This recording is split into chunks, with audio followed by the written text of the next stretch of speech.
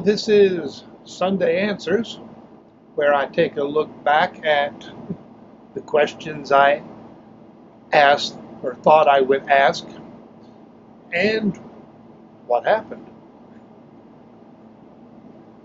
I think overall I could just say no as the answer to the questions. There's a little more to it than that, though, so we will talk a bit. I'll talk a bit. Hopefully you'll listen a little. Maybe very little. Meanwhile, this is Forrest Poston, WVU football, going deep. I would ask that if you haven't subscribed, you do so. And I could use all of that, because I need about 95 more subscribers to be able to take a shot at making a little money and paying some bills with this site. So, if you can all just rush to subscribe and drag your friends in and create another YouTube identity and subscribe with that one, and just anything you can think of that's more or less legal, I'd appreciate it.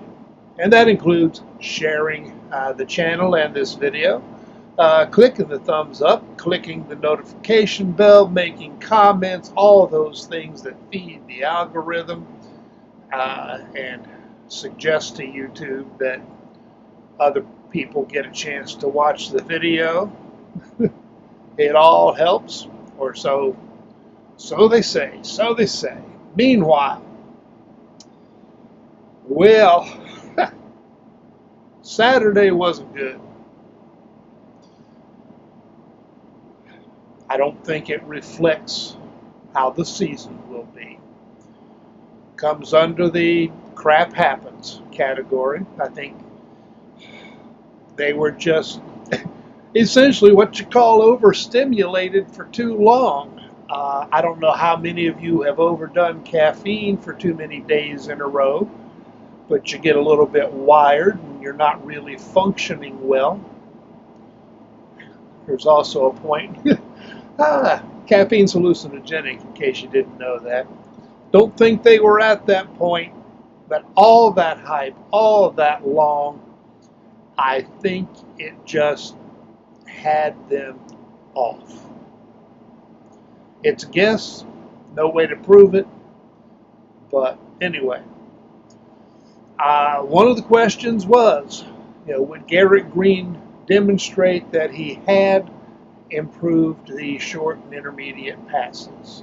We don't know, because he really wasn't good at short, intermediate, or long. And we know he is usually good, very good, at passes 20 yards or more, with the exception of a couple of short stretches when he was just nailing it.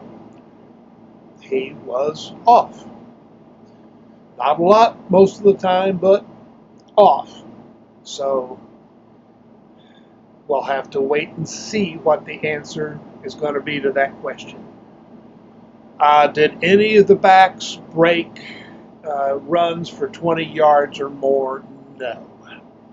Now, in part, that's because White was hurt for a while, and then they had to get away from the run, and Wyatt Milam was out for the entire second half due to cramping that they couldn't get under control during halftime.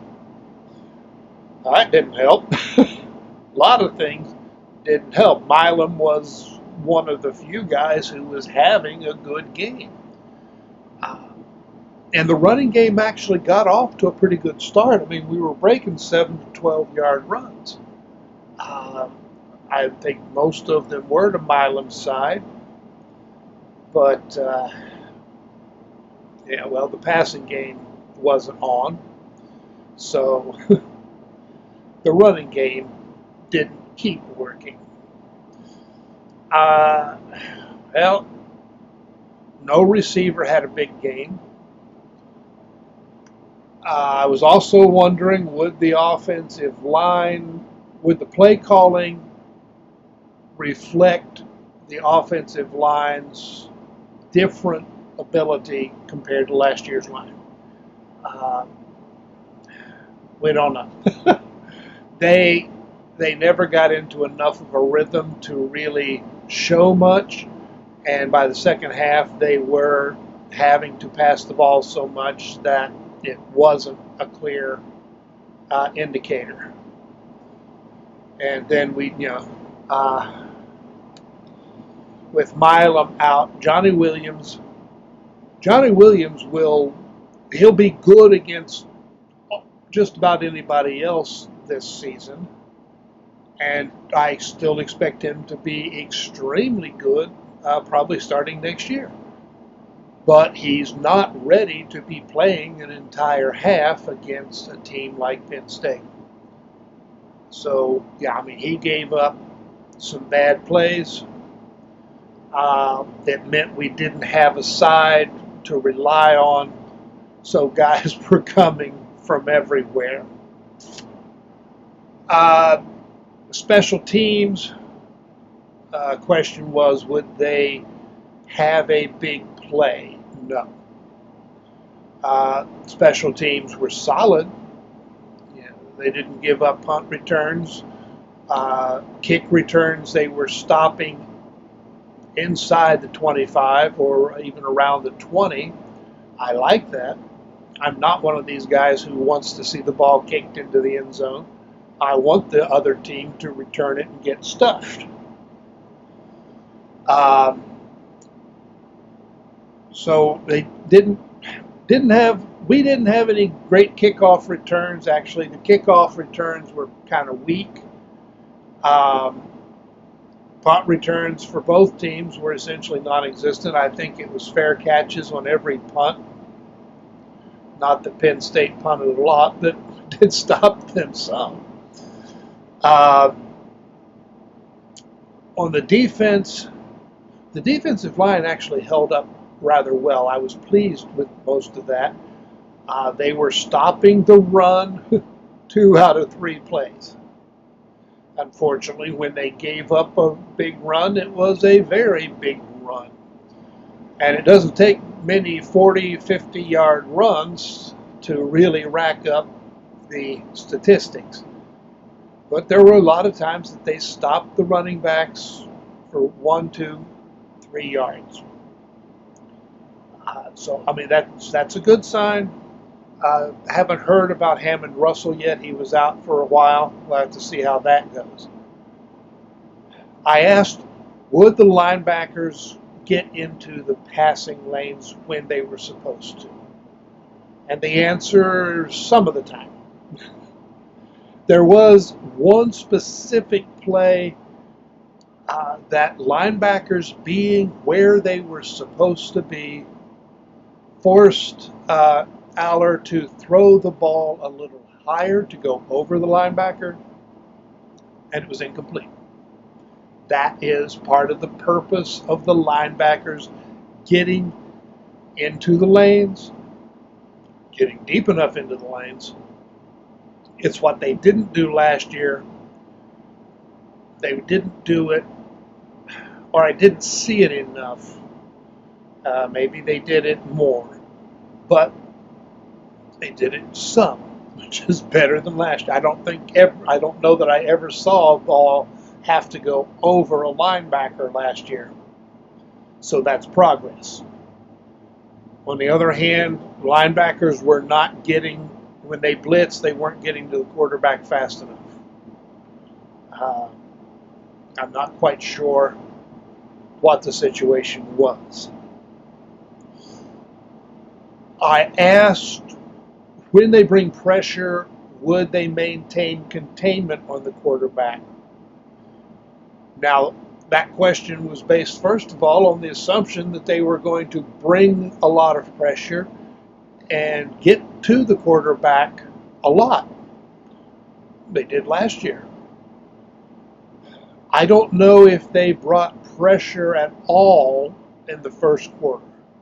Started to do some in the second quarter, and of course, second half they had to pressure more because they had to try to force the issue. I don't know why they decided to play coverage instead. It was a big surprise to me. I thought they would bring 5 guys and sometimes 6. They rarely brought 4, or relatively rarely. And when they did, they did sometimes force the issue. They forced 1 or 2 incompletions, but they did not maintain containment. It was terrible. The number of times the entire middle opened up, and if not that, then it was a side. And we had at least one time when 2 guys should have been there and had him and just didn't play it properly.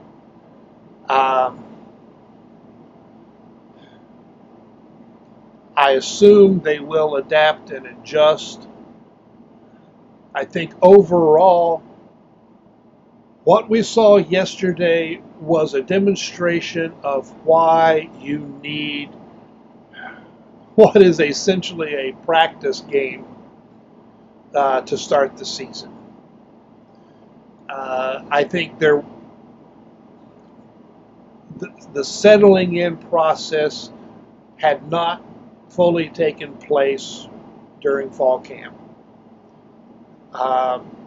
It did better for Penn State. I expect they will probably get better actually as the season goes on. But West Virginia, I don't think they were quite comfortable with each other on defense. I don't think the coaches were quite comfortable, and I think they needed a game to get game experience together, and for the coaches to kind of see what needs tweaked. It won't be the same type of adjustments as last year. I mean, we just had to completely change personnel and some of the scheming, but there will be some adjustments. Then Albany will be, the practice with the adjustments. Then we go into Pitt. So I'm not sure what my questions will be for Albany. I suppose one of them will be, do they beat the crap out of them? Because anything less is worrisome. Of course, last year against Duquesne, they beat the crap out of them in the second half, not the first. But that was an improvement. Well, I don't recall if I had other questions on the video. I didn't write them down, and I know I should have. But mostly, yeah, okay, I'm a little concerned. I'm worried a bit that players might try to overcompensate for how badly things went against Penn State. But I don't think we will have that same, I don't want to say frayed nerves, but it is something similar to that. When you've just been running high for too long, and you're just not balanced, and that was the problem, I think. They just weren't, I don't want to say focused, but several have said that just couldn't get comfortable, and I think that was just the level of hype for the length of time that it happened. Well, we're not going to have that after this. If we beat Penn State, we would have had more hype. Now we'll get back to just being working class, blue collar, do what needs to be done football players. Still expect a good season, and hope you guys will help me with the subscriptions, get me up to that 500 level just as fast as possible. You could do it in a week. I'm sure, if everybody kind of put their mind to it, you could get me there. I don't know, can I subscribe to myself with my other channels? Hadn't thought about that. I may have to try. Anyway, I'll see you guys later, and hopefully under better circumstances. Uh, Probably do at least one video early in the week, and then a Sunday questions video towards the end of the week. And then we'll watch the team beat the crap out of Albany. So long.